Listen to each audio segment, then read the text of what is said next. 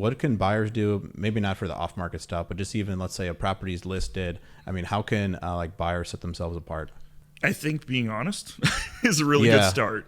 And if we talk, you're a buyer that just came to the market and you say, hey, I just bought this $25 million deal, and I call you and I say, what else are you looking for here?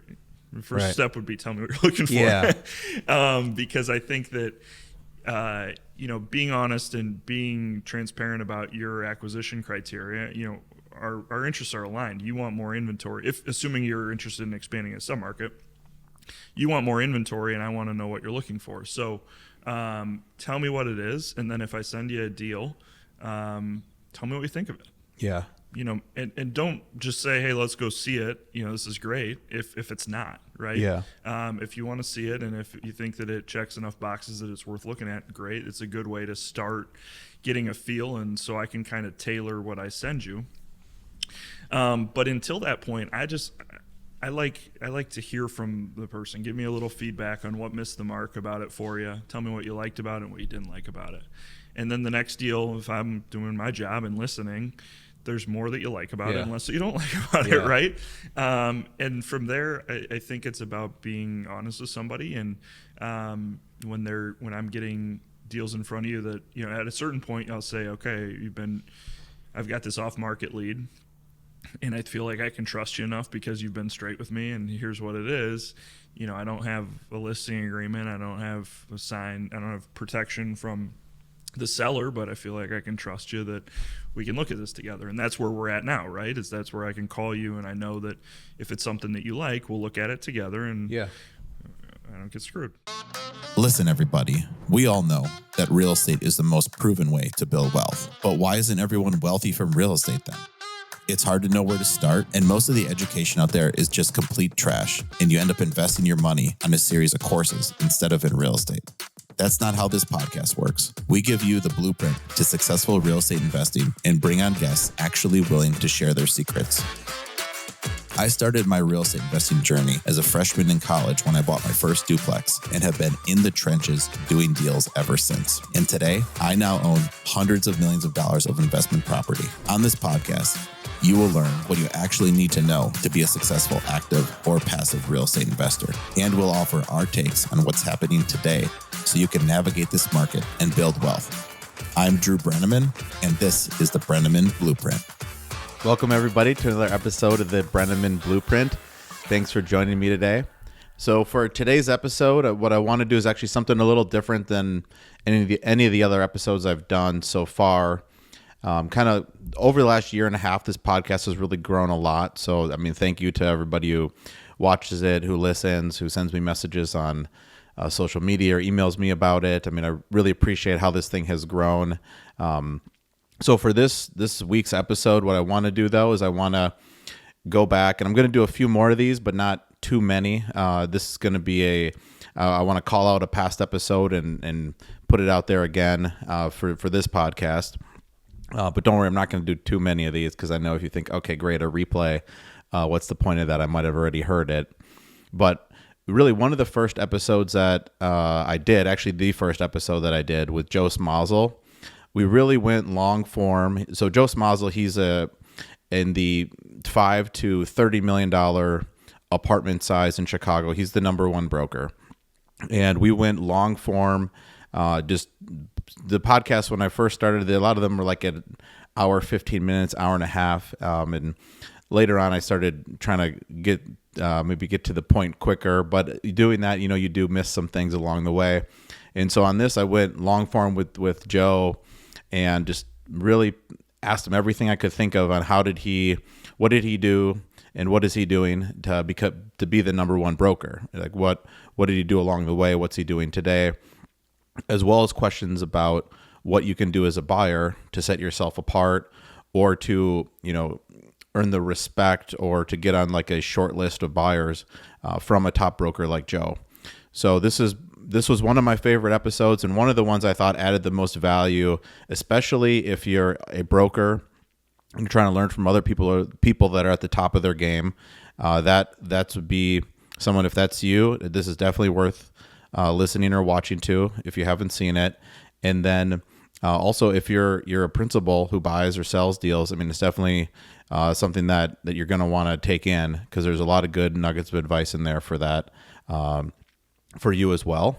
So without any further ado, this is episode 1. So I'm not sure, maybe most people, they don't want to replay their first episode either. As a host, it probably doesn't get any worse from me than this episode, where I it's just probably mumbling and stumbling my way through.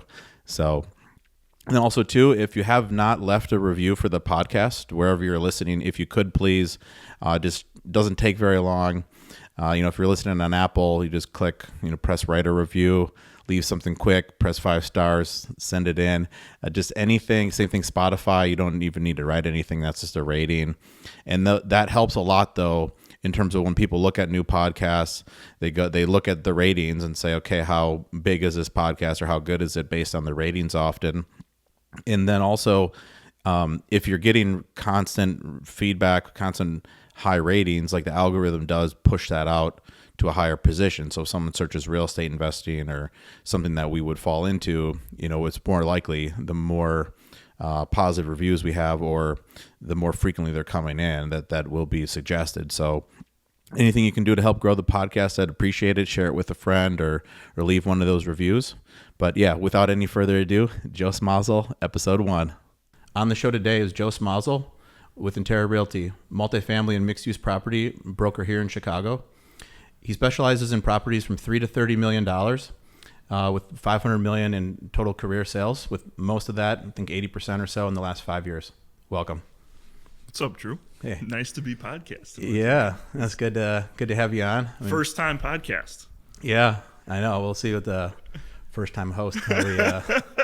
We could have rehearsed it or something, Yeah. But, let's go for it. Yeah, I know we've had a lot of talks. If on the phone, it's easy for us to talk for like an hour. Yeah.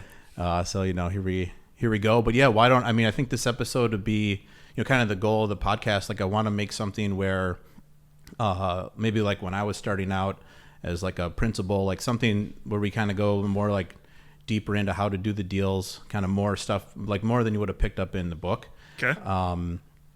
So we'll get into, like, I'll ask you some stuff about how, like, brokers look at owners later, maybe. Okay. But I think more so, like, also this episode would be great. Anyone who's, broker starting out, I mean, they'd love to hear what you're doing. Obviously, $500 million in sales is a ton. So let's maybe start from the beginning in terms of career-wise, or how you got here. So I grew up in Iowa. I went to Iowa. I graduated college in 2009. Great, perfect economy to graduate. Are we swearing okay? I made it like 3 Oh, yeah. seconds into my first answer. No, let's do it. All right. Yeah, Okay, so not a good job market. I thought I wanted to get into medical sales for some reason. It seemed like a way to be successful in a sales career. Yeah. I figured my personality was suited for sales, so whatever. Those are the type of jobs that I was going for. And I applied to all these medical sales jobs that said you required 5 years experience or whatever, and didn't get any interviews. Yeah. Like no, like not even like an email back like thanks for sending the resume. Yeah. And I applied for an account manager position, which is like a step down, for a small Chicago-based company, and I was still in Iowa at the time. And I got an interview, and they're like, "Can you be here tomorrow?" I was like, "Yeah, sure." I didn't even have a suit at that point. I bought like this really ugly suit from like pleats, probably. Yeah, I don't remember what. Like, it's been burnt. Yeah. It wasn't even one that I donated. I don't think it just went into the garbage. Yeah, the first I think like 3 or 4 suits I bought, they had pleated pants. Like, this will be a good idea. I'm sitting down a lot. Let's I think the guy probably came into the interview and he's like, "This guy is going to be really cheap to hire. Look at the suit. Yeah. He's got no chance." So I interviewed with the CEO the next day. Nice. And he offered me a job, and it was like $16 an hour. That's how much money. And then what was the actual job, though? So it was an account manager is what they said, but it was like, it's a small company, and it was, they sold hospital beds. Okay. So but a lot of it was, we were setting up, the sales reps were setting up like leasing agreements, because they were selling specialty hospital beds, like bariatric beds for obese patients, or, I won't go into the whole thing, but But then as the account manager, you So were as the doing account sales, manager, or? I was like the kind of midpoint between the delivery guys and the service technicians and the sales reps. Yeah. So I was like always at the hospitals, making sure the nurses were happy with the product, the doctors were happy with the product.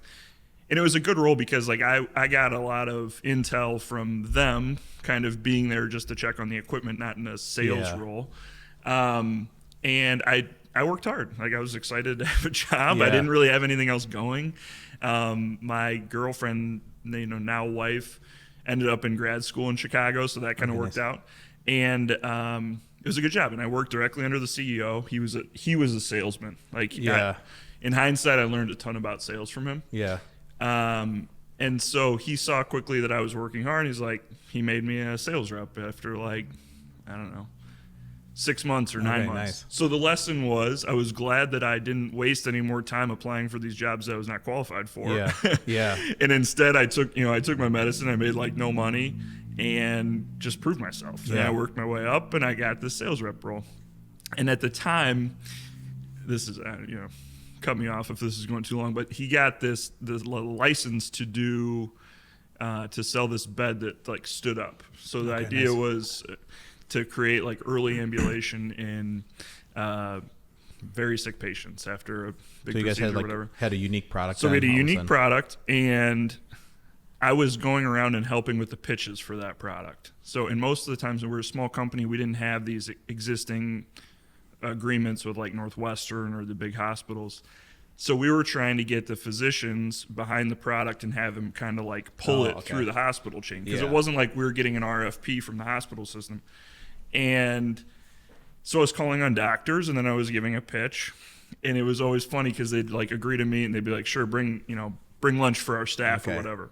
And I'd be like, I got a bed to bring. Yeah. And they're like, what are you bringing a bed for? I'm like, so I'd meet him like at the loading dock instead. I'd have him come. And so that was a bigger tangent than I intended, but I just didn't, it was a good job. I was being recognized for doing a good job, and it was just something missing. Like I just, I knew at that point it was like, it would have been a good job for another year. It would have been a good job for another 5 years, whatever, but it wasn't what I wanted to do.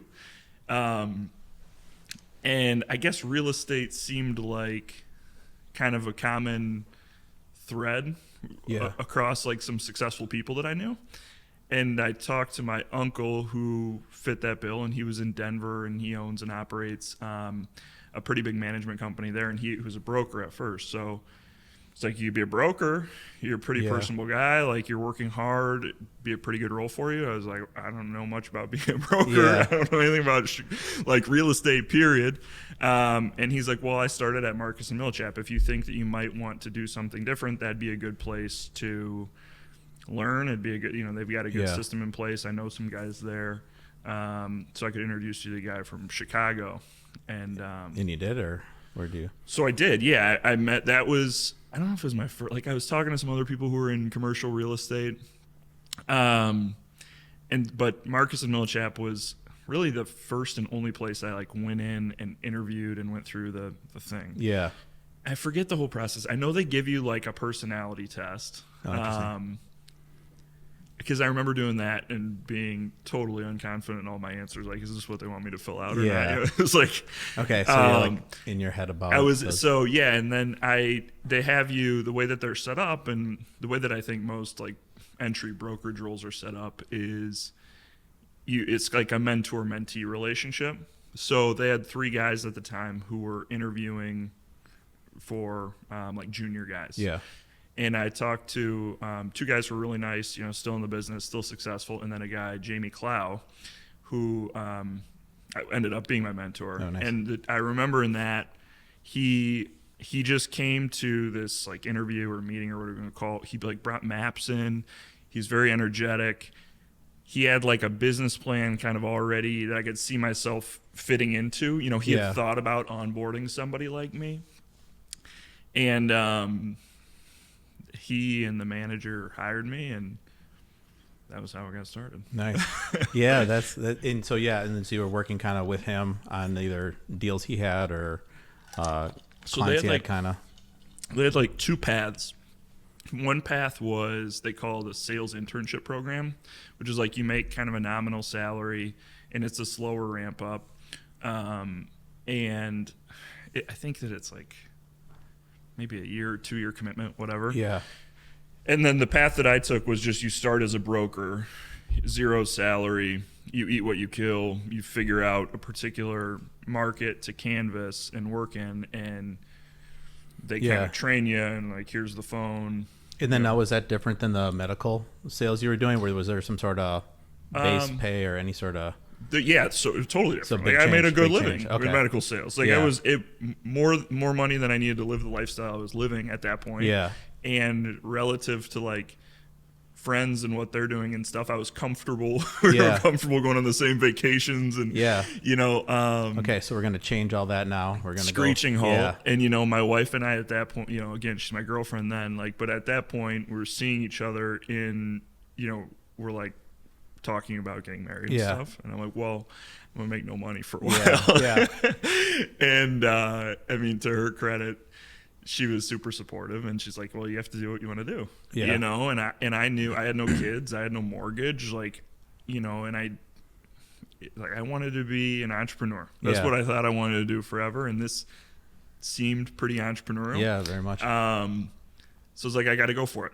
And then once you start, like, how you not going to give it your all? I lived like a half a block from the office. I worked really hard during the day. I'd come back like after dinner. We had nothing else really going on, and so it was all in.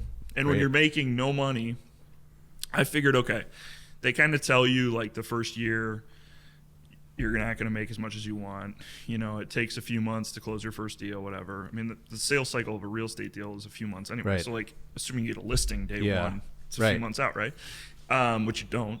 So I knew that, but I also figured, okay, they tell you some arbitrary amount of time that it's going to take, but if I just work 2 or 3 extra hours a day, we shorten the time. And then I also figured it would, like, you know, it compounds too. When you're active, like the activity compounds.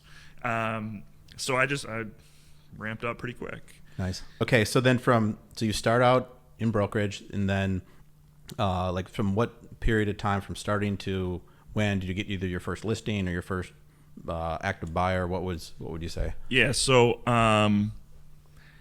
it was 6 months to the closing, so I'll work backwards. That's the period of time I remember now. So I'll work backwards. I think my first deal it took about 3 months to get listed. I marketed it for a month and it closed in 60 days. Nice. I mean, I think that's fast, honestly. So then that seller, how did you take me through that? Because some of these things, even my early deals, I'm like, wow, this is like actually happening, or this guy's going to send in $500,000. Like, really? Like, and then I've had a bunch of those too. So what's the, so I think I think it might be the smallest deal I've ever sold. It was at the time. So this was in 2011 was when I started in real estate. And at that time, it was much easier to get listings because there was low sale velocity. The market had kind of gotten, like, it was over brokered, and then a lot of folks got weeded out in the financial crisis. So I feel like in terms of young, energetic, enthusiastic brokers starting, I feel like I was able to get ramped up. So I was able to get listings because there wasn't as much competition. There weren't as many people calling you as there are today. So the first deal was a deal that was a 9-unit building on the northwest side of the city in Belmont Cragen.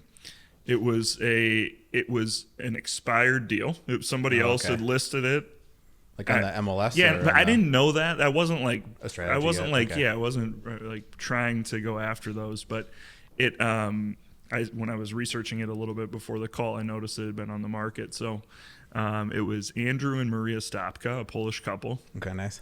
And I called them, and I knew that they had, at that point, I looked it up online. I knew that they had some interest in selling, so it's pretty direct. And I just said, like, are you interested in selling the building still? And there was a little bit of a language barrier, but the answer was yes. And I was like, all right, well, can I meet you tomorrow? And he was like, a little bit of a language barrier. He's like, yeah. I was like, all right, nice. Cool. So I went and met with them, and I brought Jamie. I brought Jamie, who was my business partner. But he was really good even at the beginning of letting me go for it. Oh, nice. Which is not something I'm great at. I kind of, when I'm brought to a meeting, have a hard time shutting up and letting the person learn from their mistakes and stuff. Jamie really let me do it. And we were in the dining room table in their house, and Andrew was there and Maria was there. And Maria didn't speak any English. Yeah. So, and I'm sure she's a very sweet lady, but I would say something, and Andrew was like really patient and would like nod his head, and his wife would like kind of like bark something in Polish at him to tell me, and then he would translate it like very calm and very. And I was like, I don't think that's what she said, really. At least it's not the inflection. So they hired me like then. It was like spot. Before DocuSign. So every time you went to a meeting, you brought listing agreement. It was just like it was the best to actually get a signature as opposed to like an electronic signature. And hired me then. I marketed it, and I called. It's a longer answer than I thought I was going to give. This is good. So I called a guy who now is the guy that I've done more business with than anybody in my career. I called his business partner's wife at home. Okay. Nice. And she's like, what are you doing calling the house? I'm like, there's a phone number I had for him. I'm sorry. What's a better number to reach him at? And she's like, here's his number. And I called him. He's like, what is it? Yeah, okay, sure. I'll come look at it. That'd be nice. And looked at it, wrote an offer. And it was an incredibly smooth deal. Nice. Hardly inspected. He knew he was buying a good deal. It's probably worth 3 times what I sold it to him for then. Wow. And afterwards, Jamie's like, good job. Don't get used to it. That. And then the next deal, and I'll stop talking. The next deal was a total like train wreck. The total opposite. Like learned, I feel like, more about their business than I ever learned. So okay, so then when you brought that, when they pulled the contract out, then and we got to, you got the contract in front of them. When they went to fill it out, were you looking at Jamie going, wait, how do we fill this out? Or what's well, the good thing about Marcus and Millichap is they did we would gone through the listing agreement paragraph by paragraph. So I probably knew a listing agreement as well then as I do now. We might just start forgetting it though. Like, okay, actually, wait, we're doing this. Okay, I was like, oh shit, you ready to sell it? So it was pretty basic, but I remember I did it the right way. I sat there, I talked him through every paragraph. This is what this means. This is what this means. This is what this means. They had a few questions. We made a couple nominal changes, and he's a really nice guy. Nice. I also remember, it's funny, I grabbed the pen. I remember at the closing, he's like, they didn't think that they could sell the building because these buildings were just not as liquid then. There weren't as many buyers for it. Sure. I had to make thousands of calls to get the buyers in the door. Yeah. So it's way easier to get the listings. It's really hard to sell them. Yeah. I remember those days. I'd get sent a 8-cap, and I'd be like, "Wait, what? Why would I pay such a crazy number?" 8-cap with rent upside. Yeah. And so we back then we also went to the closing. Yeah. And I remember being really excited for the closing, and the closing happened, and I was like, "That's it." There was this very anticlimactic when you're there. But it's even less anticlimactic now with how closings work. It's you're not even so sterile, and it's not. I don't know. Unless you have a hyped group, it's just kind of boring, right? And Andrew's like, good job, Joe. And he gives me a pen that says Stopka Accounting on it. Okay. A pen just like this. Yeah. And he's like, here you go. And it's the little closing gift. And I had it in I don't know where it is now. I'm sure I didn't throw it away. But I always remember looking at the Stopka Accounting pen that made me kind of smile every time. Nice. Yeah. So then let's say, to bring it to today, so you're going to call an owner. I mean, what's going through your head now? I mean, so that, the initial call, you're just probably hoping to get somebody on the phone, but now, and I guess too, we could back up if there's other stories between now and then you want to go through. I mean, I think people love those deal stories. So, I mean, I don't want to cut you off. Yeah. Yeah. I guess in terms of what's going through my head, now more than back then, I end up having more of a purpose for every call. Back then you have a reason for calling. That was part of the steps that they gave you in training. Have an interest generator, have a reason for calling, ask open-ended questions, listen for windows of opportunity, right? So I still try to remember those things, and I still try to practice those on the phone because I think that it's really powerful in any conversation that you have in this business. But I feel like now when I'm making calls, it's usually a more specific reason. Usually calling you with the deal or calling somebody because I just sold something in a particular market and I'm proud of the data points and want to let them know about the metrics of the deal and hope that they're interested, or and looking at the value or interested Yeah. in selling at some point. So, I guess I'm thinking about how I can be a resource for that person that I'm calling. I think the worst way to start a phone call as a broker is to say, I wanted to tell you this. Like, Oh, interesting. Okay. like, I think you really feel like, how am I going to add value to Drew when I'm calling you? Is it to extend information about a deal and keep you apprised? Was it to give you an off market or a listed deal that I think might be of interest to you? It's not about what I want in the call. It's about making sure that they know, like, anymore. I mean, you see who's calling you right away. You see a Right. potential spam or whatever, or you see Joe Smazal. It's like, do you want to pick up the phone or do you not want to pick Yeah. up the phone? And if I just keep telling you shit that you're not that interested in hearing about, you're not going to pick up the phone. Yeah. If when I call you, I add some sort of value, you pick up the Yeah. phone, and another day, we talk for 45 minutes, right? Yeah. So I guess it's about, what do they want from me? Because that's what my job's about. Yeah, there is actually even a worse way to start the call than the. What's that? I Do you want wanna to sell? tell you something. Yeah, because I still do get people call me that, like, "Hey, what's going on? You got anything you want me to sell?" Yeah.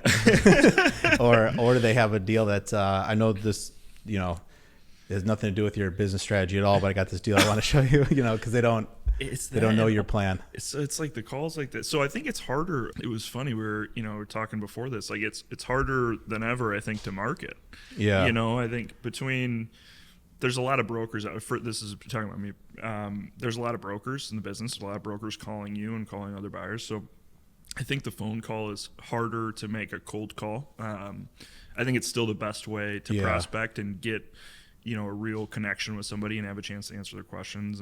But I think, like, even emails, I get so many like spam emails anymore. I unsubscribe to everything, but I'm getting so many emails every day that I feel like that's diluted. So, thinking about new ways to engage, consumers or potential customers of yours is probably more challenging than it was. But Yeah, for sure. We're getting, literally hundreds of emails a day now of like deals, and some of them, I haven't done this yet, but some people here, they've set up these like filters in their, or some term in Outlook that's not filter, but a rule. Yeah.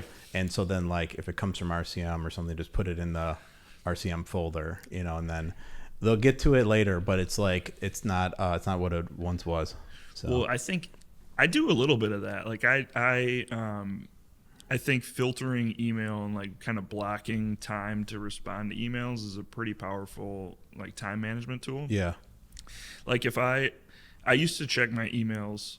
I still check my emails real time, but I used to like stop what I'm doing and respond to like everything at that time. Yeah. Which I think, a lot of times then you just respond right away. You don't give it much thought. So sometimes if it's something that you do have to be constructive about, like, the answer is not always as good. The response isn't as good.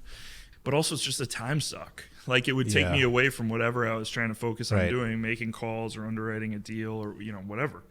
And so anything that can either wait or isn't like a one sentence or one, couple word answer, I just flag in Outlook, and then I go back a few times a day to everything that's flagged and like sit and work through it and like actually, spend some time answering it.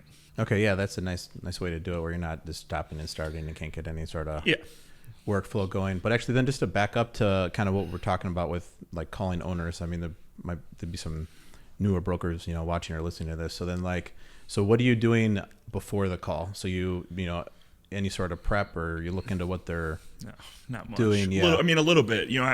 I think. Well, okay, so that's not a real fair answer. Like, I think I know my clients pretty well at this point, and I know the market really well. So I'm tracking every deal that's sold. I'm tracking every listing that my competitor has. So when I was starting, like, I didn't have that knowledge base to work from, but now it's just what I know. So I don't have to sit there and like study something before a call. But in general, I'm not really like prepping for a call. If I have to talk to somebody about something, I pick up the phone and I call them, and I don't waste time getting there and, ask direct questions, listen to what they have to say. But I think that it's a little bit of talking about a time suck. I think it's a little bit of a time suck, like trying to learn every little thing about them or their portfolio, know what you need to know what's relevant. Yeah. And then get on the phone and talk to them. Yeah. And at the beginning when I was starting, so I think maybe it was the purpose of the question, is like when I was starting in terms of what I knew or wanted to know about the client was actually a lot less. Like, because I would kind of psych myself out. It's like, Oh, okay. what do they want to talk to me about? I don't know anything. Like, look at that portfolio. Like, got it. They must be so rich, you know. So then I was just like, there was a little bit of like, there was a right amount of knowledge to be dangerous on the call, and then after a certain point, it was like, it was too much info. Yeah, just like make I the was call. just better off just making the call and not psyching myself out and wondering if I'm a good enough broker to call them and get them to meet me or whatever. That's interesting. I would actually thought we do all this research ahead of time. I read through their LinkedIn or website. I mean, I get it. By the time you're done doing that, you're going to make us a couple calls where I know, I think one time I asked you how many calls sometimes you make in a day when you're really getting after it. And it's a lot. Yeah, it's a lot. I mean, when we were starting, the average was, excuse me, the average was the goal is 50 calls a day. You have 10 to 12, we call like, what do we call them? I don't know, warm contacts or something like that. So it's not like you're calling somebody and there's, you know, telling you to jump in a lake and hanging up, or you're not calling somebody that you talk to all the time. This is like a new engagement with somebody. Yeah. And so the goal is 50, 10 to 12, set one meeting a day. So for every 50 that we called, you know, I mean, you have to add them to the database. You have to research the phone number. Sometimes you have to go to the building, look at what the sign is on the side of the building. Like it's, you know, it's a time intensive process. So if you studied each person, you wouldn't spend enough time, you know, putting stuff into the front of the pipeline. You wouldn't spend enough time on the phone. So there was a balance from educating yourself and not overdoing it, you know, because you didn't want to just be a databaser. Right. You know, you didn't want to spend the whole day building the database and never get into the meat and potatoes of why we make a living. So a little bit of knowledge is kind of the But now I think I pretty much know, you know, everybody that's transacting in my space. And it's my job, if somebody's new entering the market and they close a deal, I want to educate myself on who they are, what they're doing. But to do that, I think the best way to do it is pick up the phone, call them, and ask some questions. Yeah. You know, and now I have the confidence to do that because I know that I'm going to be a resource for them if they are actively interested in expanding their portfolio here. Right. So, you know, I'll call and say, hey, congrats on the acquisition. What's the next one? What are you looking for? What are your goals here in the Chicago market, and how can I help? You know, and that's a pretty easy call to make. So you make that first call. They tell you what they're looking for in terms of a deal. Then what do you do from there? So from there, I would see whether I have the inventory or not. You know, if I have the inventory right now and it's a listing or it's Interra's listing, you know, that's the best way to start. I feel like when a buyer is entering in a market, they usually want to see more versus less for deal flow. Yeah. So I'll start getting deals in front of them. And it might, you want to listen to what they're saying, but there might be reasons why you're selling it to them or sending it to them, and it's not an absolutely perfect fit, but there's enough that matches the criteria that they describe that you think that it's worth the deal flow and the conversation around it.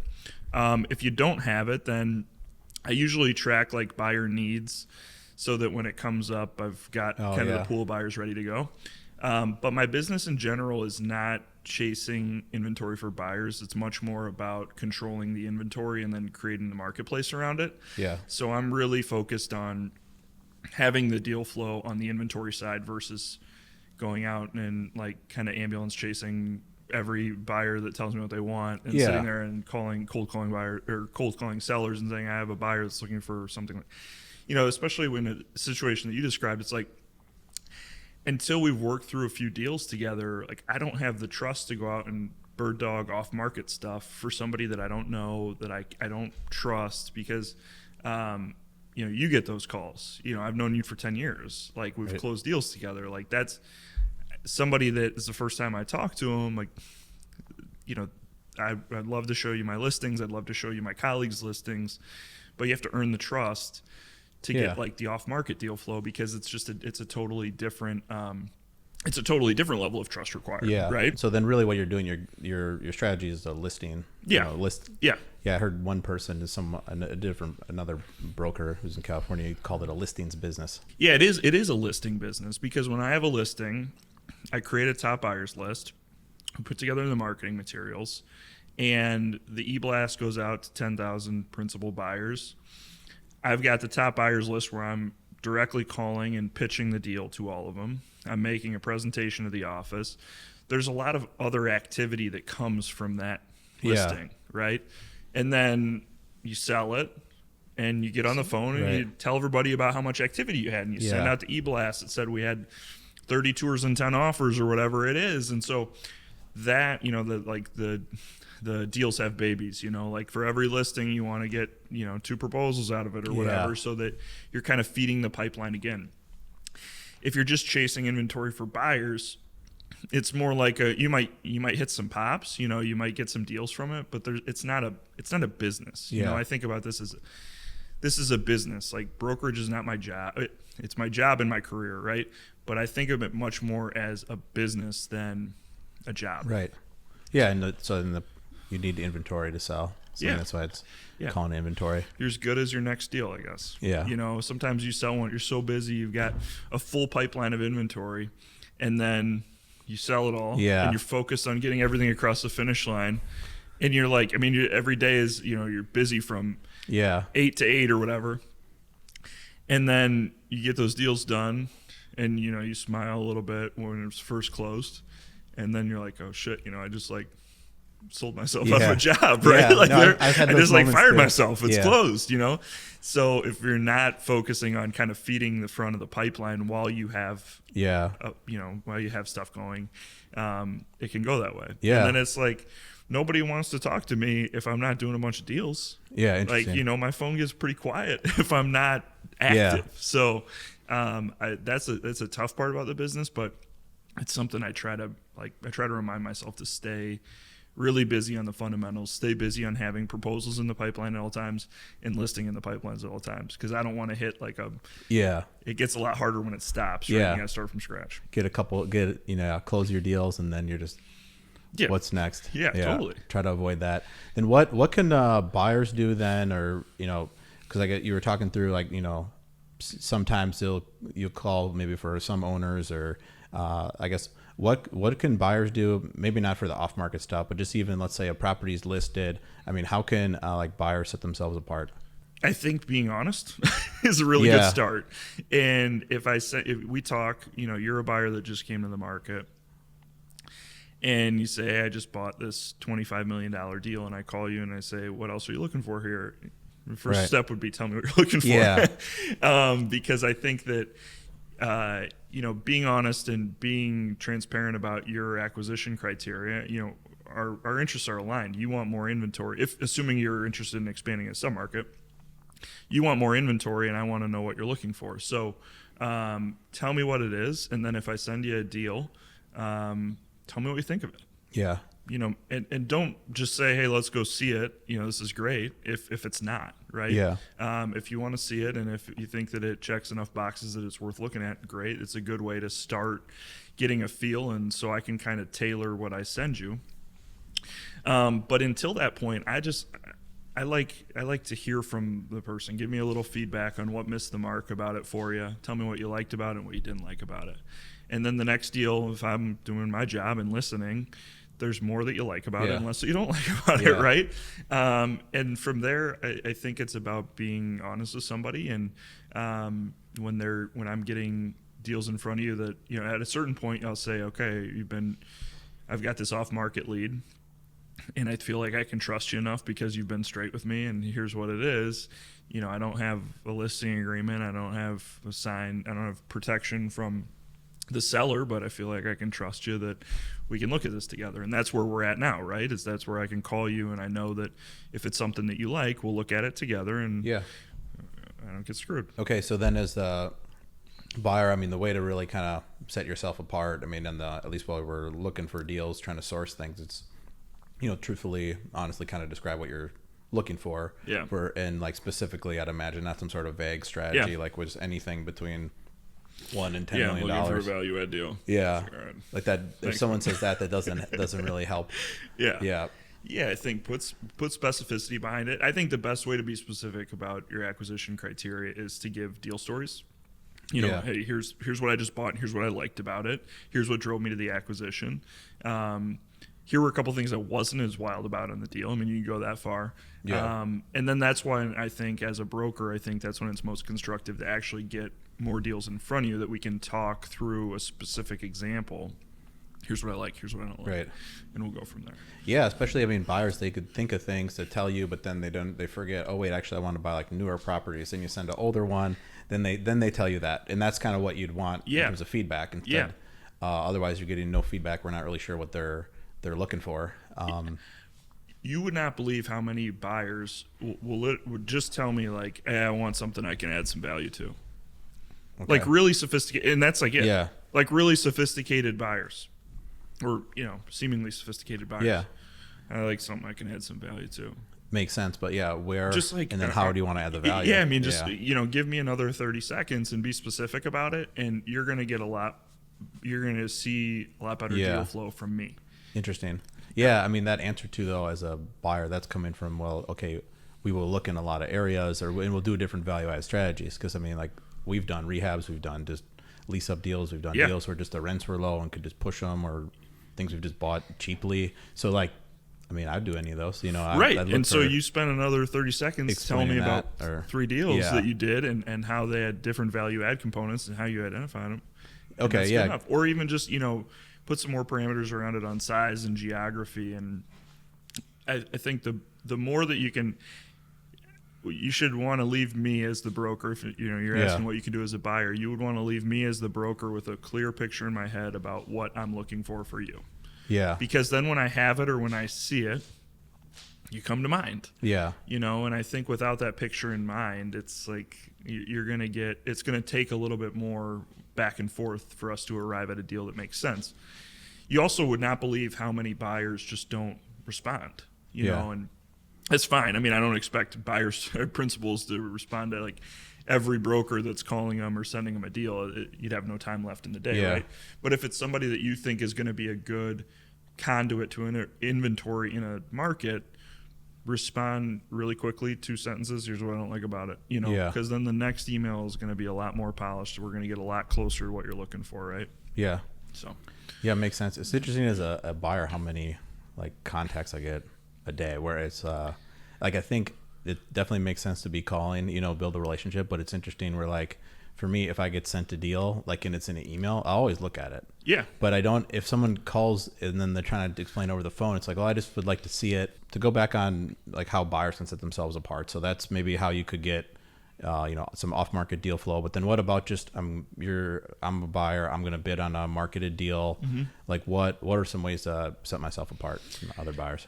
That's a good question. So we'll start. You've obviously toured the property already. You came, you underwrote it. We gave you the front end kind of buyer data room stuff to further vet your interest. Interesting. So, but a lot of people submit sight unseen. It's like, all right. So if you're not willing, even if you're from out of market, if you're going to buy a $10 million asset that I'm selling, and you're not going to hop on a Southwest flight and spend half your day to come tour it. Yeah. Are you interested in it? So it doesn't happen a ton, but it happens sometimes. And it's just a big, like, in our business, multifamily real estate in Chicago is tangible. You have to see it. Yeah. And so that would be a big ding on it. Yeah. So if you're bidding in the scenario you described, you're bidding on a listed deal that I'm marketing that's competitive. Acknowledge that you've toured the property and feel like you have a good understanding of its condition. Acknowledge that you've vetted the buyer data room stuff. Clearly outline your qualifications.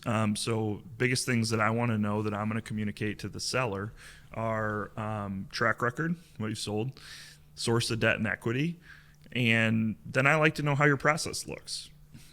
How do you go about it? What does your due diligence process look like? What is your financing? Do you have the funds raised on the equity side, or are you going to go out and raise them? And there's not right and wrong things about these things, but if I know, then I can communicate that to the seller, and that's what you want. Yeah. I wouldn't expect the broker to sell you as the buyer as well as you'll sell you. Yeah. So if I'm going to submit an offer on a deal, I want to make it like forward friendly. So I just send it to you. So the broker gets it like, that's polished. Yeah. Forward it on to the client or the seller. And they understand who that they're potentially doing business with. Yeah. So then if you'd recommend even then, so buyer writes it up. It's almost like a cover letter type thing. Cover letter. Yeah. And I think that it's well worth the 15 minutes you spend doing it. And again, if it's not something that a buyer is willing to do for a deal, how into the real estate are they? What's it going to take to throw a deal? It's not going to take much to throw a deal off at that point if they haven't come and toured it, or if they're giving me cagey answers. So a lot of times I don't get that forward friendly like presentation of an offer, right? Yeah. So and that's fine, because I'm doing my job and I want to go back and I want to vet their interest too. So I go and ask some questions, and it's like I get quick, like kind of cagey answers to, you have the money raised? Yeah. What does diligence look like? Have you reviewed the books and records that I already sent you? Like there's just a lot of red flags that can come up along the way. Yeah. So there's a real differentiation between somebody that submits a real polished offer package versus somebody that's like half-assed everything. And then I got to go pry for info, and it seems like, maybe this isn't the case. Probably like when you get a suspicious application for a tenant, it's like, I don't know, is this tenant, like the income verification seems a little off, it's not matching, the credit's not that great. It's the same thing. Yeah, I know what you mean. I mean, we have a cover letter that we use on all, we have a bunch of different templates, I guess, depending on what kind of deal it is, commercial or condo deconversion. We have it because it's easy, you write it once and you just kind of dust it off. So we've got one for vintage buildings, one for condo deconversions. It's just because you wrote it once and then you just go find it. So it's really like, it's not too hard for the buyer to put together. That's why. Yeah. And then you could also, sorry, I interrupt you real quick. Like you could also go a step further and offer to meet them, offer to meet the seller, offer to have an interview. If they have any questions that they'd like to hear directly from you as the buyer, broker will typically offer that to a seller. Yeah. If it's competitive and there's a few that it's really hard from the numbers on the page to distinguish who to pick, it's pretty common that we'll have interview's not the right word, but it's kind of an interview. It's kind of like a meeting, a meeting or a quick call. So the seller has a chance to ask their questions, hear it from you and not from me. It's a very powerful thing. And so if you offer that, it just shows another level of confidence that you're going to perform, that you're going to just say what you're going to do what you're going to say. And I think that's another step that could really differentiate a buyer versus our typical competition. Yeah. Nice.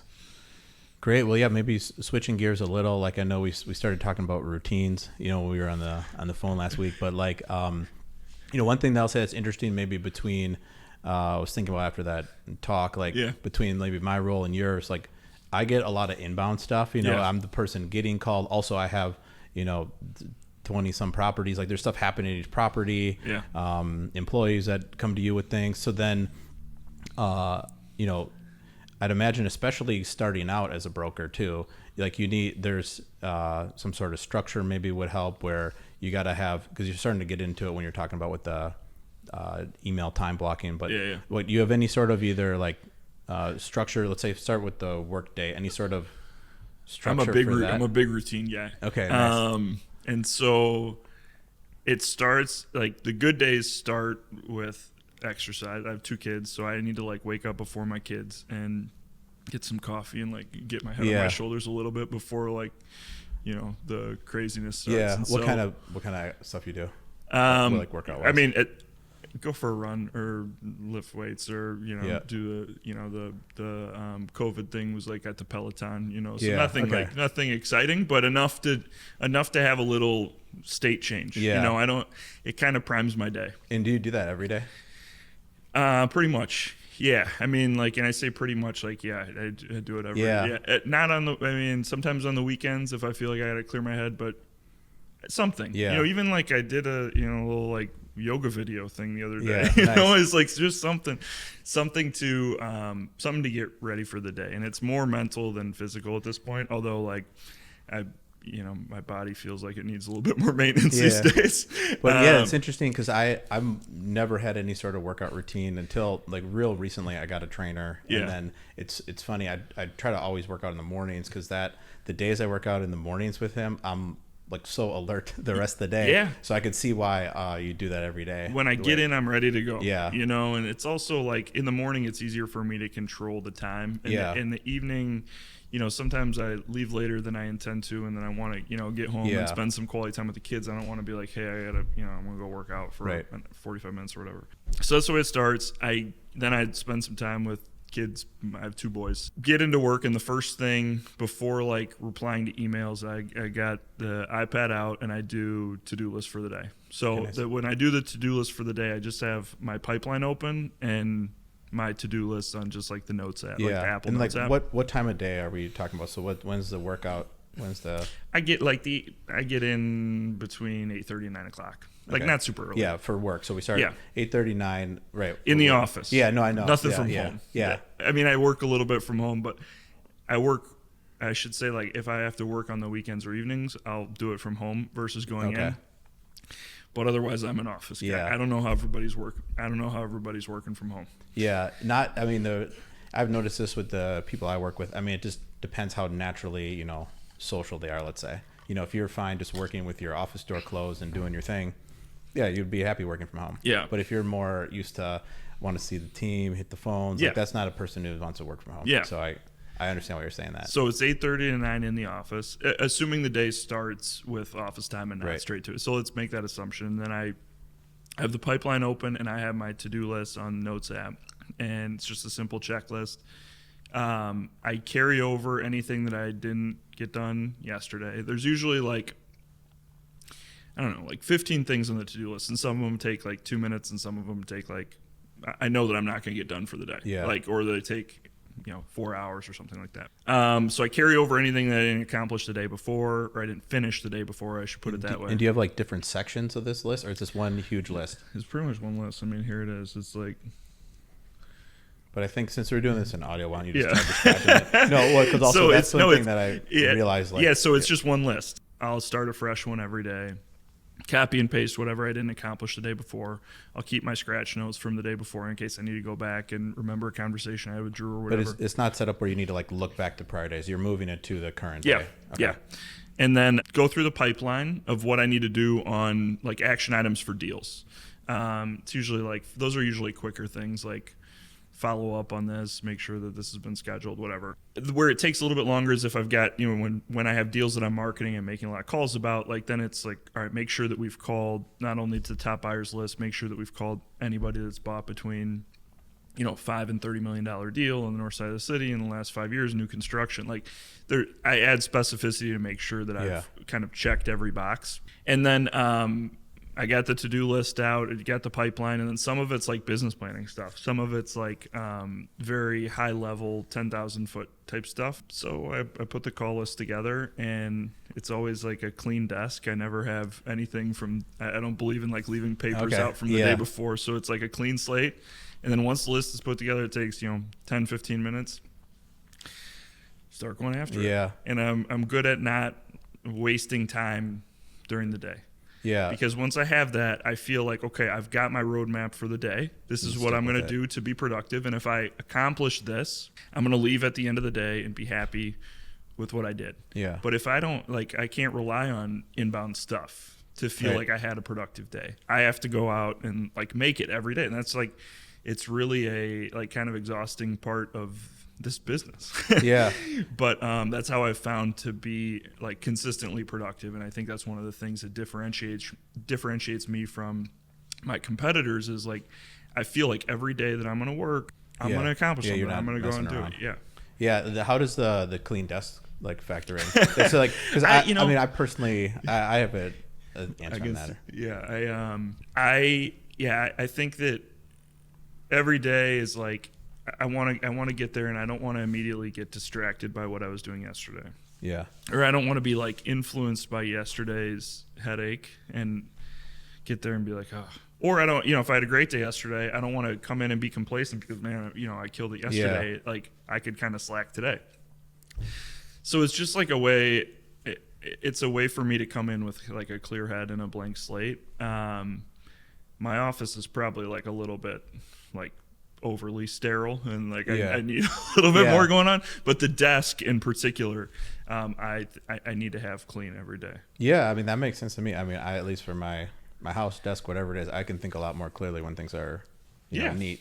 It's funny at my my desk, I don't have it perfectly clear, but I have the work area is if I had stuff just piled all over where I'm if I'm typing or whatever and then I'm got papers all over, that would be tough. I can handle like a pile of papers in the corner or some boxes on it. I'd need the work area that I'd use, clear though. Yeah. So that I get it. Do you what's your setup look like? I mean, yeah, just in terms of the desk. Yeah. Yeah, I mean, I have a similar mindset to what you have, but then I'm not actually like executing it well. Like I want it to be clean, but then I've got, probably 4 stacks of papers. I've got a little tower of boxes from electronics I bought, like speakerphones and different stuff. And then, but I have one section, it's an L-shaped desk, one section like all the way clear. And then that's where I would put papers or have a meeting or anything. So we're not having a meeting with someone across like a pile of junk, but there is on the corner of the L, like there's plenty of stuff there. Yeah. So we got these standing desks where there's not a lot of storage. So then you just end up with. I got a standing desk too. Do you stand often? Yeah, especially after with the mornings I'm with the trainer. I basically almost on the brink of death every morning. So then I need to stand or I'd be cramping up. I'm not as good at the standing part. When I got it, I thought that I need it. I'm like, I'm always going to stand up and be way more productive. But I don't as much as I should. It's interesting. One thing that I've noticed. So like, I'm sure for your business, there's plenty of tough calls that you got to make, like difficult phone calls. I've noticed when I do better with those when I'm standing. Oh, totally. Yeah, 100%. So that is worth the desk. That, and then if you come in from a workout, standing for a little bit. But especially we're gonna have a real rough phone call here. Yeah. I somehow I'm less nervous. I do better standing. Where if you're sitting and just being, I also I put the headphones in every day when I'm at my desk. So my time's about 50% out in the field, 50% at my desk. Yeah. But when I'm also getting there, so say I'm done with my to-do list, I put my like AirPods or whatever in. No music, but I find that I just make more calls. And I do a better job. I'm like, if your phone's not up to your ear, like it doesn't feel like you're on the phone as much. It sounds much more I don't know, genuine. Yeah, we're sitting for there. sure. And that's the headset you make a call from. AirPods? And I just keep them I keep them in. I got some different ones because the AirPods kept pooping out. Well, and I just keep them in all the time. And then I was like, I just feel like I'm always on the phone more. And a buddy of mine, Austin, I was talking to him one time, this was a few years ago. I was buying a computer, and he was like, I was like, I don't think I really need that. He's like, dude, you have 2 tools for your job. Like you have a phone and a computer. Yeah. And you get cheap about like $50 on some option. He's like, just buy a good computer. If it boots up faster every day, it's worth it. You're going to have it for a few years. Buy a good iPad, but make sure all the stuff, we have so few like tools in the business. You might as well have stuff that is good and reliable. That's one. I mean, that should be like, but also that you like to use, like that you want to be on. I mean, I want to, if I have a new phone and it makes me want to be on the phone a little bit more, it's worth it. If I spend a little bit more on like headphones or something that I feel like I talk more comfortably on, like it's worth it in a week. I mean, if I have a data plan on my iPad so I can send emails around when I'm going through, I mean, it's worth it. Like there's very few businesses, like I referenced earlier, that like I think about brokerage as my little business. And there's very few businesses where I'm running my own business and it's as low overhead as this, right? Like I feel like I'm running my own little business within Interra Realty. And if my tools, my setup is like a few electronics, there's no reason to be cheap about like $50 on some option, Yeah, I've done the same thing with our stuff. Like those boxes I was saying were piled up. That's the certain speakerphones we've tried because we kept making these like group calls off our cell phone. And then I've been on the receiving end of enough calls where the person's I don't know what they're talking into, but you can barely understand them. And it's like, how do you make the sale or convince someone to do something or do anything where they can barely hear you. So I've done the same thing with speakerphones or cameras or whatever too. But it makes a lot of sense. And then it's all like, it's all like a brand, I mean, it's as stupid of a thing as saying like when you talk to me, it's not like on a muffled speakerphone. Or when I come to the building, I come, looking like I should be there to sell your building and polish with, an iPad. But it's also like, I mean, I think that any high-end consumer starts with a brand, right? Like if you're gonna go buy a car, like you start with a strata of particular brands that you feel like accomplish what you're looking for, and then you narrow it down or you drive a few.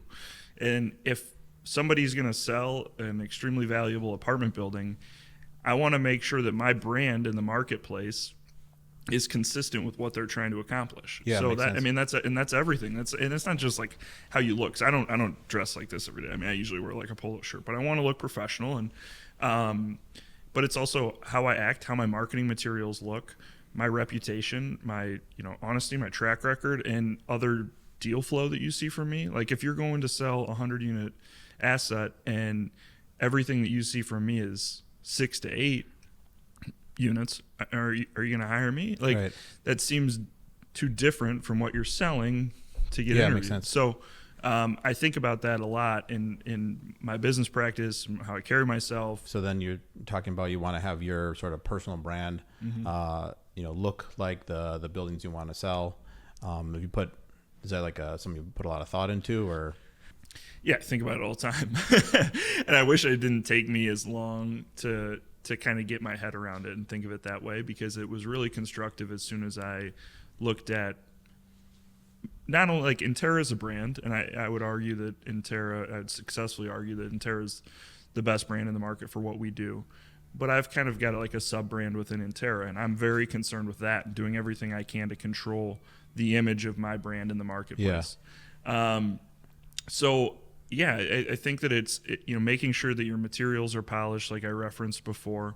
I think the biggest thing is the consistency of what you're working on. It's not always the exact same size. It's not all, I can't work on all. Well, I could, I suppose, but my business is not working on all $30 million deals. There is a range, so I have to be comfortable with that. But everything I send out, I have to be confident that it's promoting the brand. I don't want to sell a deal just to make a paycheck if it's not consistent with what I expect the marketplace to see in me. So yeah, I've given it a lot of thought lately. Yeah. So then how would you approach it? So someone has a 4-unit, $2 million building to sell. Yeah. How do you approach that then? I'm not the right guy for the job. I really appreciate you thinking of me. Anything under 5 units for sure is just a different way of selling real estate. And it's a very broad, it's a very deep buyer pool. It's much more of like a residential way of making sure that you get it out to a really, really wide audience, because you don't know who the buyer pool is going to be. So getting it on the MLS and getting like, the residential brokers who have really awesome like social media platforms and everything, they would add a lot more value. And this is the conversation with the seller. They would add a lot more value to that assignment than me. You're hiring me to go out and proactively run a marketplace for a deal to a definable group of buyers and creating competition in a short period of time. And then from there, driving price and terms based on the competition and picking the best buyer who's going to have, most optimum time frames and obviously price as well. So it's a different marketing platform and strategy altogether. And I'm very honest, if it's not something that I feel like I'm going to add the type of value to that's going to justify, if you're paying me a few percent, I want to add more than a few percent of value to the deal, and I want you to be happy with the outcome. And then I also want the marketplace to see, all right, Joe did a great job with that deal. Yeah. Because, if somebody else has a similar deal that they're selling, I want to have the image in the market to get the deal. And it's not like they're going to call me and hire me based on seeing me sell something else, but it should get me in the door. And if I'm pitching on it, it should promote my image to that particular client. Yeah. And then the stuff that you're recently sold, it looks like the building. It all reinforces what I'm doing. Here, look, this is what, I bring a track record book that's got a list of what I've sold, and then representative transactions that are 100 other examples of deals like what you're selling. And then what about, I guess, are you worried then, let's say that potential client then they use another broker for that smaller deal. No. I mean, then they like the experience. They got a not worried about that. $5 million building. Okay. Not worried about that. Yep. I think it's a misnomer to think that if I go down, and I shouldn't say go, I don't mean go down in meaning it's like it's better or worse. If I sell something that's different than what I sell, I've got to recreate the wheel. I've got to try to do a good job, and I hope I get lucky, and I hope I execute. I think that I'm much more likely to not do those things because I'm focused on what is my bread and butter. Yeah. Not perform the way that they expect. And then, I've got egg on my face because I didn't get it done. And then I open, then the window of opportunity for competitors is open because I fell on my face on this assignment that I was never suited for to begin with. Okay. So I think I'm much more comfortable. It took me failing at this. It took me doing the opposite. Yeah. But I'm much more comfortable passing, honestly, say this isn't really what I do.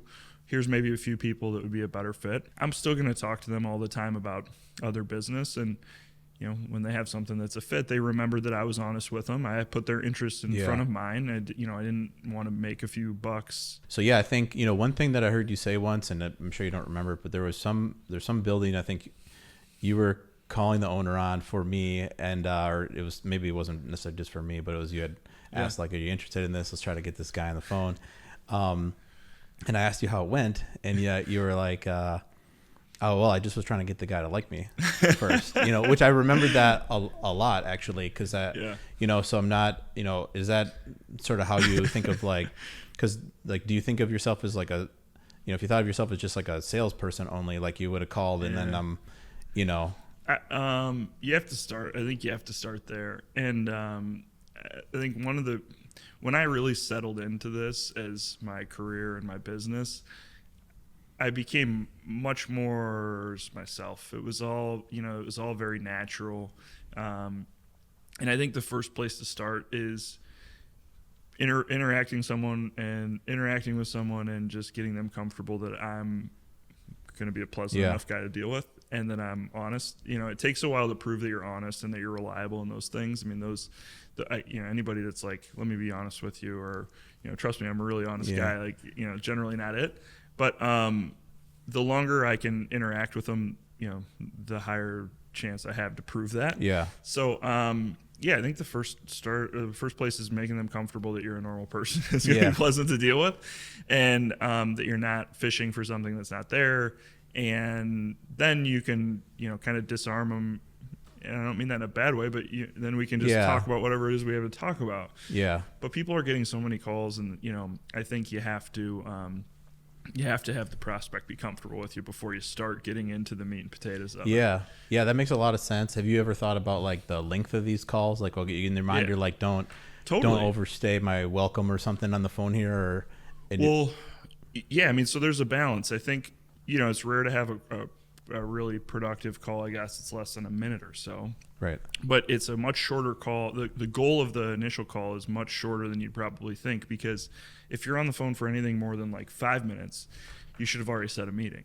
You should take it at that point. It's like, hey, we've been having a great conversation. Let's get coffee, tomorrow or whatever. I'm going to be at a building in the area. You know? Okay, sure. What a coincidence. Yeah. And so I think it's not about overstaying your welcome. I think it's about recognizing a window just in terms of engagement. Don't wait for the prospect to tell you, let's meet. Hey, why don't you look at the value of this building, or I'd like to go tour that building, or pitching me, or let's meet. Like, that's my job to take the initiative, right? So I think that the optimal call is probably between a minute and a half and 4 minutes. Oh, interesting. And then somebody that you're really comfortable with, we don't have to get together every time we have something to talk about, right? Yeah. So we could talk for 40 minutes and it can still be productive. Yeah, that's a good strategy on those initial calls, because then, I mean, I would think if every call you make, the person's thinking, oh, it's going to be a half hour here. Yeah. Like, they're not picking up the phone. Totally. Or if they know they can just... Seems like a big commitment. Yeah, right. So no, that's a good plan, where we're not... The calls aren't too long, and focus on just being, likable and a regular person.